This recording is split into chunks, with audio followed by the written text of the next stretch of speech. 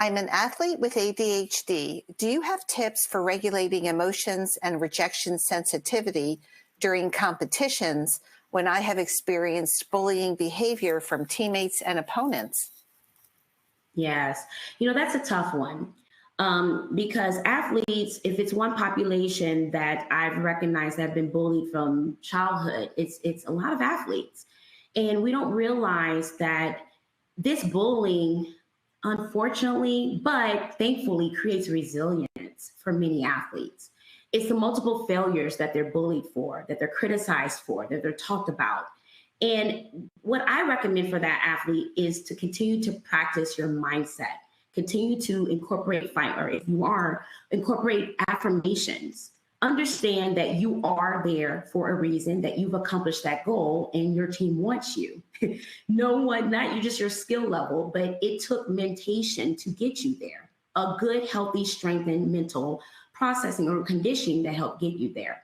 So in order to maintain that, you have to practice affirmations. Meditation works, to get those anxieties, released when someone is criticizing you. Some of my athletes actually during break times or even when they're running down the court, they're breathing differently. You don't have time to go to the bench and, do these breathing techniques or, meditate. But you have to learn how you can incorporate that while you're playing the game. And so that's one-on-one work that I often, do with elite athletes that they find helpful, so that whatever they're being criticized for, the last play they didn't make, it's not still in their mind. It's actually going forward to the next play that they're visualizing.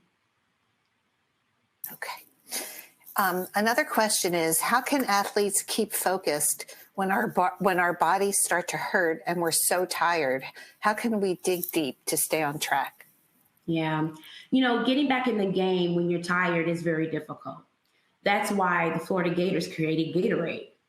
They knew that this supplement that contained carbohydrates, and that's what you see on the commercials, right? You don't see someone who's a non-athlete drink this. Next time you look at a Gatorade or Powerade commercial, you see someone who has intense workout or athletes on the screen.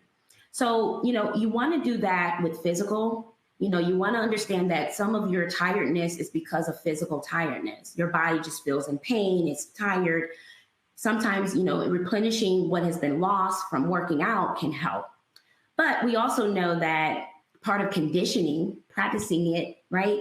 So when you get to the game, that's not the time to understand what can work, but it's the conditioning process. And that's why athletes take conditioning so relentlessly and seriously, is because they actually train their minds and their bodies to actually be, to maintain their strength and their energy so they can actually play all 4 quarters or 2 halves of the game.